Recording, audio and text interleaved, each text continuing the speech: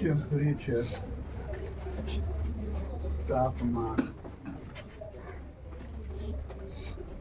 heating effect of a substance is known as temperature.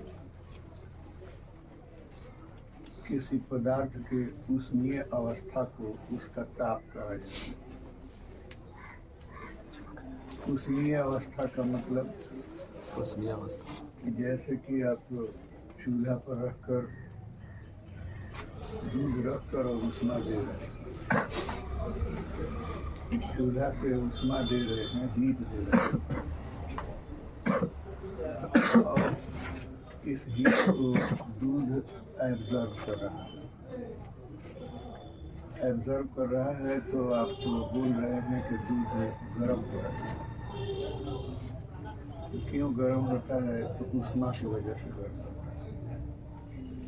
इसी को हम कह रहे हैं कि उष्मीय अवस्था को, हीटिंग इफेक्ट को टेम्परेचर कहा जाता है। टेम्परेचर एक तल है।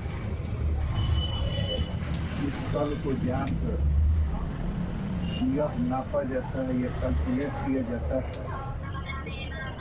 कि आपको इस पदार्थ में हीट कितना है, उष्मा कितना है। जैसे कि आपके घर में कुछ ग्राम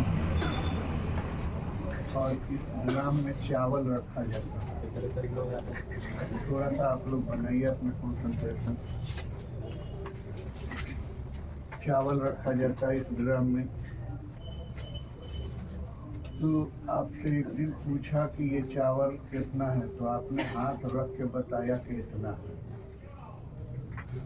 तो ये तल क्या बता रहा है? ये चावल का ऊपरी तल है और बता रहा है कि इसमें चावल का मैग्नीट्यूड कितना है, 10 किलो, 5 किलो, 20 किलो कितना है। एक दिन आपने बताया कि चावल का तल यहाँ पर है,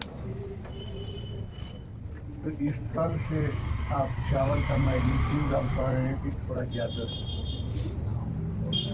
फिर एक दिन बताया कि तल यहाँ पर है, तो चावल का मैग्नीट्यूड और बढ़ गया, परिमाण और बढ़ गया। फिर एक दिन कहा कि भरा हुआ है, यहाँ तक चला है। तो क्या है ये तल? आपको क्या बता रहा है? तो राइस का मैग्नीट्यूड बता रहा है, परिमाण बता रहा है। यानी तल एक ऐसा भौतिक कारण है जो पदार्थ के परिमाण को बता रहा है। इसी प्रकार से आपके पास किसी बर्तन में दूध वगैरह रखा गया और थर्मामीटर से इसका टेम्परेचर नापा, तो ये बता रहा है कि 10 डिग्री सी है। तो आप कहेंगे कि ये भी तो ये नॉर्मल टेम्परेचर पर है, इसमें नाम मात्र का उष्मा है, नाम मात्र का हीट है। फिर कुछ देर के बाद थर्मामीटर ने बताया कि इसका टेम्परेचर 30 डिग्री सी है। तो आपने कहा कि हाँ, थोड़ा मोड़ा उष्मा तो इसमें है। फिर किसी समय आपने नापा तो कहा कि ये 50 डिग्री सी पर है, तो कहेंगे कि इसमें उष्मा ज़्यादा है। और फिर किसी समय नापा तो कहा कि इसका टेम्परेचर 65 डिग्री सी है, तो आप कहेंगे कि इसमें उष्मा बहुत ज़्यादा है। तो जैसे ये तल जान के आपने बताया कि भाई इसमें चावल का मैग्नीट्यूड कितना है, उसी तरह से टेम्परेचर एक तल है जिसको जान के ये पता करते हैं कि इसमें हीट का मैग्नीट्यूड क्या है, हीट का परिमाण क्या है। तो अब क्या हो गया कि ये बात तो हो गई कि भाई thermal effect of heating effect of current is called temperature. और क्या है कि temperature is a surface by which we get magnitude of heat in substance. और क्या है कि ये टेम्परेचर का डायमेंशन क्या है? तो टेम्परेचर का डायमेंशन कुछ भी नहीं है, लेकिन जबरदस्ती का हम लोग एक डायमेंशन इसका बनाए हुए हैं वो क्या है कि m पर पावर 0, l पर पावर 0, t पर पावर 0 की केल्विन से k ले लिए, या k के बदला में अक्सर बुक में थीटा भी लिखता है। तो ये इसका डायमेंशन नहीं है, ये इसका नोटेशन है, यूनिट है, और ये समझ लीजिए कि जबरदस्ती का डायमेंशन है। अब क्या है कि scale for temperature, scale for temperature, ताप का स्केल, ताप मापने का स्केल। आप कहेंगे कि यूनिट क्यों नहीं लिखा कि स्केल लिखा? तो ये जो हाइट, तल का हाइट नापेंगे तो स्केल से ही नापेंगे कि कितना सेंटीमीटर या कितना मीटर ऊंचा है। चाहे जिस तल को नापना हो स्केल से ही नापेंगे। इसी तरह से कहा कि टेम्परेचर तो तल है और तल को नापने के लिए स्केल का यूज होता है, इसलिए इसको हम लोग स्केल फॉर टेम्परेचर बोलते हैं। ये आपको टेम्परेचर नापने के लिए 5 स्केल होता है। क्या है कि ये आपको स्केल हम ले लेते हैं, ये हो गया स्केल, ये हो गया आपको सिंबल, यानी इस स्केल को कौन चीज से निरूपित किया जाता है। ये हो गया आपको फ्रीजिंग पॉइंट ऑफ वाटर, पानी का जमनांक, यानी वह ताप जिसको प्राप्त कर पानी बर्फ बन जाता है। और ये हो गया बॉइलिंग पॉइंट ऑफ वाटर, पानी का क्वथनांक, यानी वह ताप जिस पर पानी उबल कर भाप बनने लगता है। और ये हो गया डिवीजन, डिवीजन किसको कहते हैं तो boiling point of water minus freezing point of water को हम लोग डिवीजन बोलते हैं। तो क्या है कि ये आपको नंबर 1 में आता है सेल्सियस स्केल या सेंटीग्रेड स्केल। स्केल तो ऊपर लिखा हुआ है, इसको निरूपित करते हैं डिग्री सी से। ये पानी का जितना लंबा का एक भाग, फ्रीजिंग पॉइंट ऑफ वाटर, इसमें 0 डिग्री सी पर पानी बर्फ बन जाता है। और क्या है कि बॉइलिंग पॉइंट ऑफ वाटर, आपको 100 डिग्री सी पर पानी बर्फ, ये भाप बन जाता है। अब इसके बाद आ गया boiling point of water minus freezing point of water बराबर डिवीजन। तो क्या है कि ये आपको 100 माइनस 0 बराबर 100 डिवीजन। फिर क्या है कि नंबर 2 फारेनहाइट, हाइट यहाँ HEIT हाइट, फारेनहाइट स्केल, इसको निरूपित करते हैं डिग्री F से। और 32 डिग्री F पर पानी बर्फ बन जाता है, 212 डिग्री F पर पानी भाप बन जाता है, और 212 माइनस 32 बराबर 180 डिवीजन। फिर क्या है वो नंबर 3 में आता है केल्विन स्केल, केल्विन स्केल या एब्सोल्यूट स्केल भी बोलते हैं। ये क्या है कि इसको निरूपित करते हैं K से, और 273 केल्विन पर पानी बर्फ बन जाता है, 373 केल्विन पर पानी भाप बन जाता है, 373 माइनस 273 बराबर 100 डिवीजन। नंबर 4 रूमर स्केल, इसमें क्या है कि डिग्री आर द्वारा निरूपित किया जाता है और 0 डिग्री आर ए पर पानी बर्फ, आर पर पानी बर्फ बन जाता है। 80 डिग्री आर पर पानी भाप बनने लगता है और डिवीजन हो जाएगा 80 माइनस 0 बराबर 80। और 5 नंबर में आता है रैनकीन स्केल।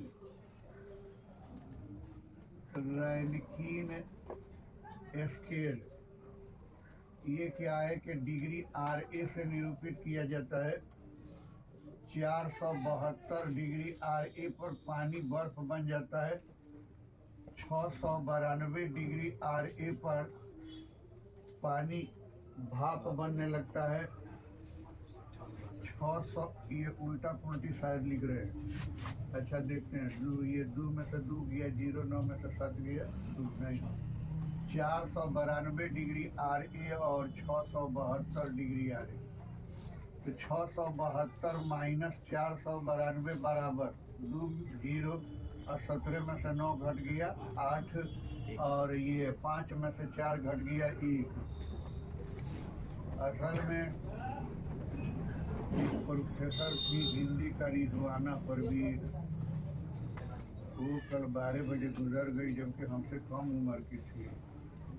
हॉस्पिटल रोड की रहने वाली थी और बहुत क्लोजनेस था उससे, खास भाई बहन की तरह हम लोग रहते थे। जब से सुने माथे उधिया गया, एकदम दुबला पतला, लगभग 2.5 क्विंटल की थी। वीडियो जब कभी नहीं मन लगता था तो मोबाइल लगा दीजिए, झगड़ा थोड़ा सा उसको कमेंट मार दीजिए, जिसके बाद वो चालू हो जाती है। तब कुछ देर में फिर ठंडा होती थी। हाँ तो बोले करते हैं रिजवाना परवीन, बोलने की मशीन इस वजह से जो है चालू हो जाती है। हमारे नाम में परवीन नहीं लगाओ तुम, हमारे नाम में खातून लगा दो तो ठीक है, रिजवाना खातून अफलातून।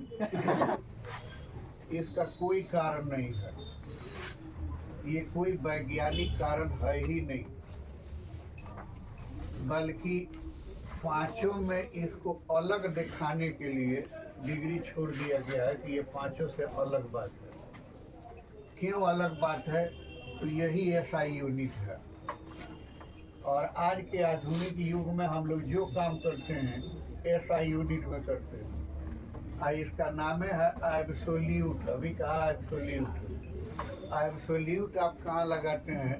तो वहाँ पर प्रेशर बनाने के लिए एब्सोल्यूट लगाते हैं। जैसे मैं करेक्ट बोल रहा हूँ, लेकिन उसी पर अगर प्रेशर बना, अरे मैं एब्सोल्यूटली करेक्ट बोल रहा हूँ, तो ये जो है एब्सोल्यूट इसलिए है कि ये जितना भी स्केल होता है सब स्केल कुछ न कुछ गड़बड़ होता है। एक्यूरेट किसी का मेजरमेंट नहीं होता है, लेकिन इसका मेजरमेंट सबसे एक्यूरेट होता है। हमने ये नहीं कहा कि इसका मेजरमेंट एक्यूरेट होता है, माने इन लोगों की अपेक्षा इसका मेजरमेंट एक्यूरेट होता है, यानी इसमें भी थोड़ा मोड़ा गड़बड़ तो होता है, लेकिन इन लोगों में ज़्यादा गड़बड़ है और इसमें बहुत कम गड़बड़ है। तो आजकल के आधुनिक युग में वैज्ञानिक काम में हम लोग इसी का यूज करते हैं, केल्विन का। इसीलिए इसको सबसे अलग दिखाना चाहते हैं कि ये पांचों में सबसे अलग है। जिस तरह से किसी का शादी विवाह होता है तो वो भी तो आदमी ही है, लेकिन हम लोग उसको उस दिन के लिए ऐसा अलग बलग सजा देते हैं कि चाहे जितना भी लोग हो उसमें वो अलग दिखता है और किसी को पूछने की ज़रूरत नहीं है कि आज किसकी शादी है। उसी तरह से ये हो गया कि भाई इसको अलग बलग दिखाने के लिए हम लोग इस पर डिग्री नहीं लगाते। अब ये डिवीज़न क्या है? तो डिवीज़न से पहले बताएं फिक्स पॉइंट।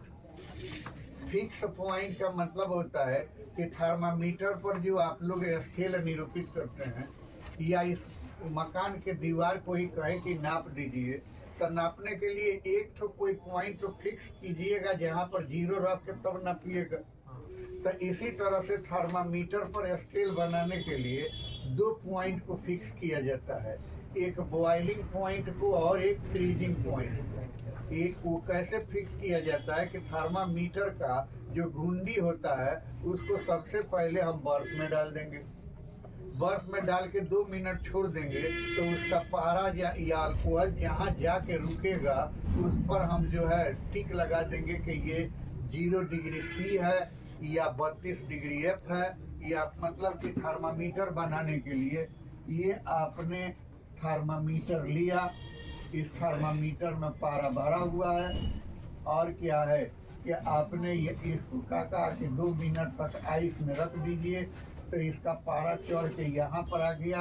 अगर आपको ये सेंटीग्रेड स्केल बनाना है तो यहाँ पर लिखिएगा 0 डिग्री सी, अगर आपको फ़ारेनहाइट स्केल बनाना है तो 32 डिग्री है, अगर आपको केल्विन स्केल बनाना है तो 273 केल्विन, अगर आपको रूमर बनाना है तो 0 डिग्री आर और रैंकिन बनाना है तो 492 डिग्री आर है।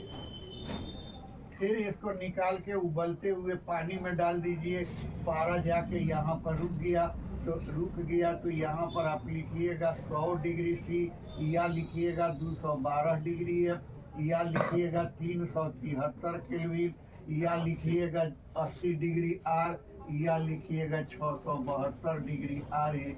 और क्या है कि इसको घटा दीजिएगा तो यही आ जाएगा 100, 180, 180, 180, यानी कि अब इसको छोटे छोटे 100 भाग में बांट दीजिएगा तो इसको 100 डिवीजन बोलेंगे और एक डिवीजन को 1 डिग्री सी बोलेंगे। 180 भाग में बांट देंगे तो इसको 180 डिवीजन बोलेंगे, एक डिवीजन को 1 डिग्री एफ बोलेंगे। 100 भाग में बांट देंगे और एक भाग को 1 केल्विन कहेंगे। इसी तरह से 80 भाग में बांट देंगे, जो स्केल बनाना है उतना डिवीजन में बांट देंगे और एक डिवीजन को 1 डिग्री सच एंड सच बोलेंगे। ठीक, तो ये हो गया आपको डिवीजन। अब क्या है रिलेशन, यानी कि एक यूनिट को दूसरे यूनिट में, एक स्केल को दूसरे स्केल में चेंज करना। तो क्या हो गया कि रिलेशन बिटवीन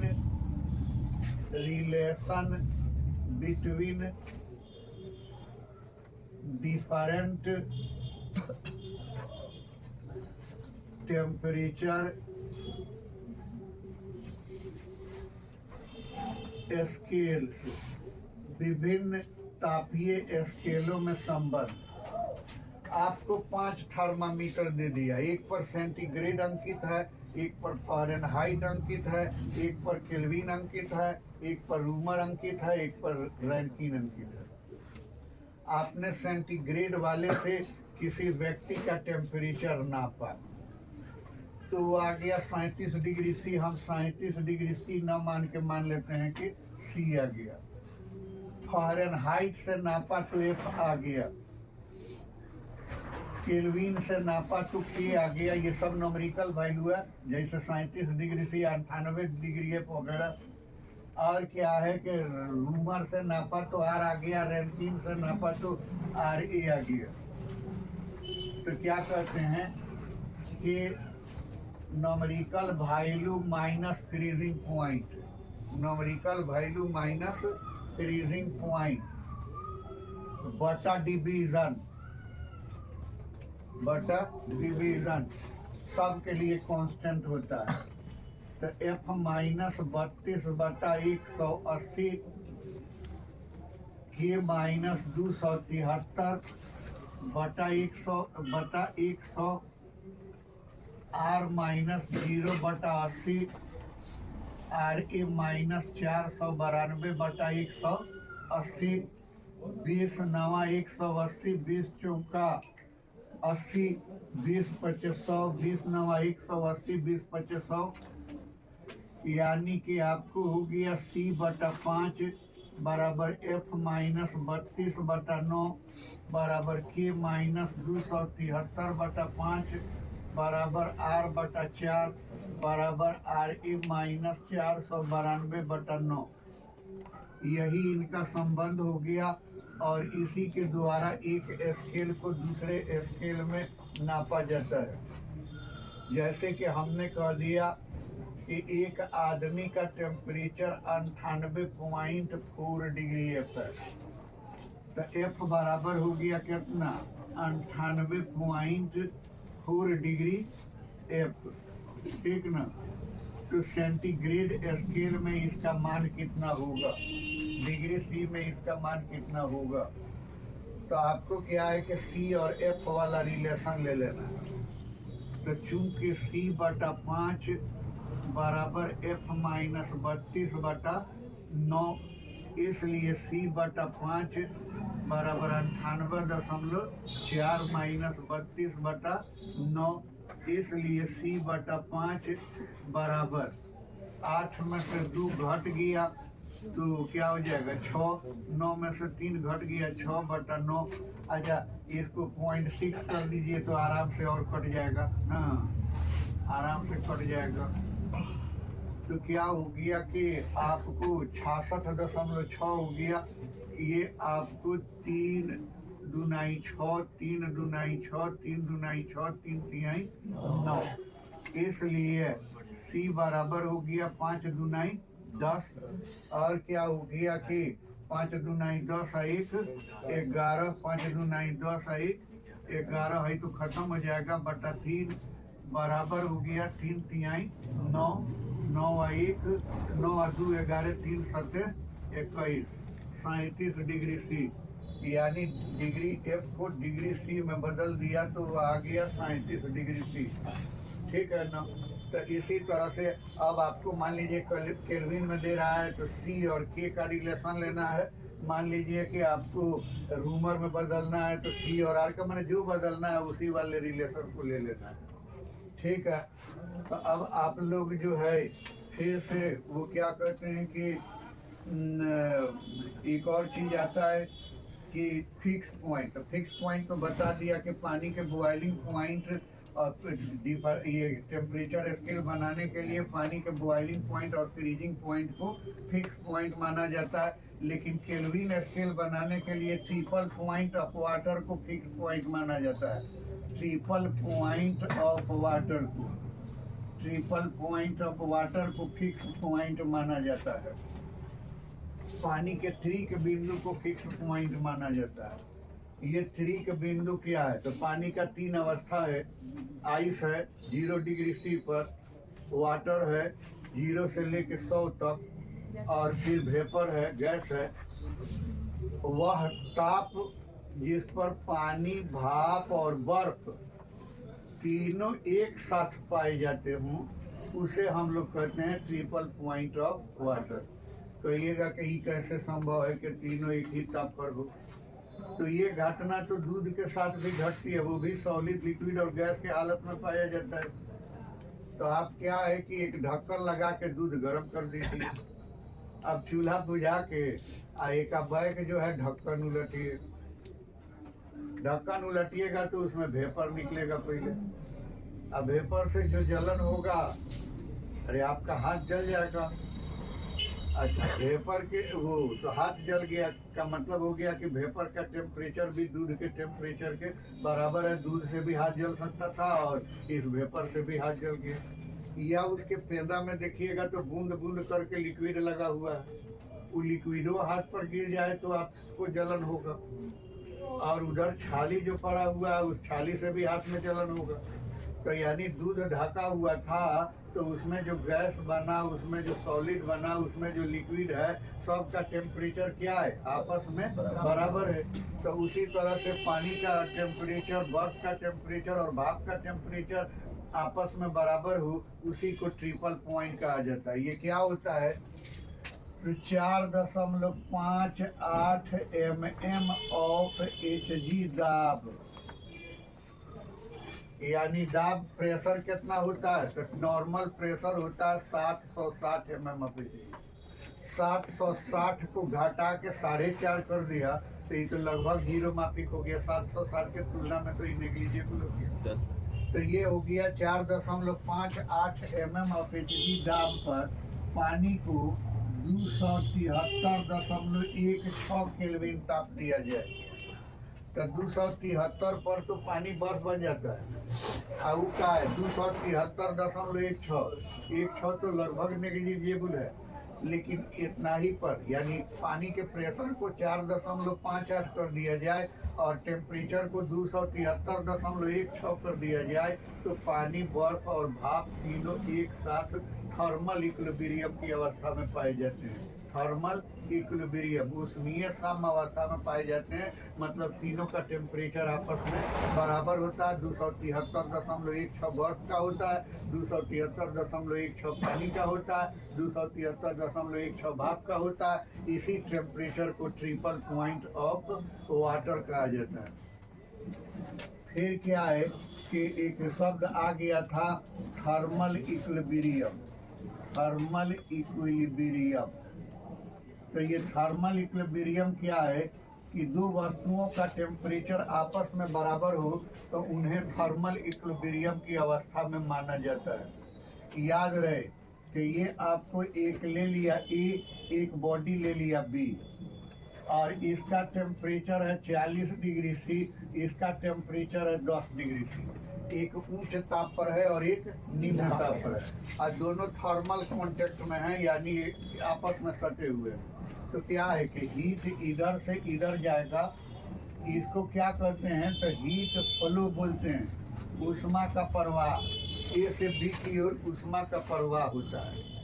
जब ए से बी की ओर ऊष्मा का प्रवाह होगा तो ए में ऊष्मा घटेगा, यानी ताप घटेगा, और घटते घटते एक समय 25 डिग्री सी हो गया ए का ताप, और बी का ताप भी 25 डिग्री सी हो गया। बी का ताप भी 25 डिग्री सी हो गया। तो क्या हो गया कि इसी को कहते हैं थर्मल इक्विलिब्रियम, यानी कि जब दोनों वस्तुओं का ताप आपस में बराबर हो जाए तो इसको कहते हैं थर्मल इक्विलिब्रियम। इस अवस्था में भी ऊष्मा का प्रवाह रुक नहीं जाता है, बल्कि 1 मिनट में जितना ऊष्मा ए से बी की ओर जाता है, 1 मिनट में उतना ही ऊष्मा बी से ए की ओर चला आता है, यानी इसमें हीट इधर जाता है और इधर जाता है। इसको हम लोग कहते हैं हीट एक्सचेंज। हीट एक्सचेंज, यहाँ ऊष्मा प्रवाह नहीं बोलते हैं, ऊष्मा का विनिमय बोलते हैं, हीट एक्सचेंज बोलते हैं। ठीक, यानी दो वस्तु हो, एक का ताप अधिक दूसरे का ताप कम, एक से ऊष्मा निकल के दूसरे में जा रहा हो, एक का ताप घट रहा हो दूसरे का ताप बढ़ रहा हो, तो इसको हीट फ्लो बोलते हैं।